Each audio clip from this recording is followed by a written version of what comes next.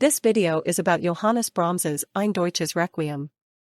I will explain the most important things about the work and the composer. Johannes Brahms was born in Hamburg in 1833. He was an important composer of the Romantic period and wrote symphonies, piano works, and chamber music. Brahms lived in Vienna for many years, where he worked as a conductor and pianist. His music combines classical forms with romantic melodies. Johannes Brahms died in Vienna in 1897. A German requiem was composed between 1865 and 1868. The death of his mother in 1865 and the death of his friend Robert Schumann in 1856 influenced Brahms's composition. The work consists of 7 movements and uses texts from the Luther Bible. The premiere took place in Bremen in 1868. The Requiem quickly became one of Brahms's most famous works. A German requiem consists of 7 movements. The first movement, Blessed Are They That Mourn, begins with a gentle chorus. The second movement, For All Flesh is as Grass, is more dramatic and calls for reflection. The third movement, Lord, Teach Me, is a dialogue between the baritone and the chorus. The fourth movement, How Lovely Are Thy Dwellings, conveys comfort. The other movements deepen these themes. The first movement, Blessed Are They That Mourn, begins with a gentle chorus and soft string sounds. The text is taken from the Sermon on the Mount and offers comfort to those who mourn. The music is calm and peaceful, creating a solemn mood. The chorus sings at a slow tempo, which emphasizes the meaning of the text. The movement ends on a hopeful note.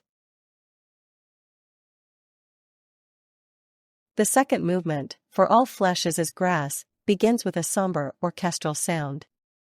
The choir sings of the transience of life and the threat of death. But at the end of the movement, a joyful call is heard, but the word of the Lord remains forever. The music changes here to a lively, triumphant tone. This contrast shows the hope of eternal life.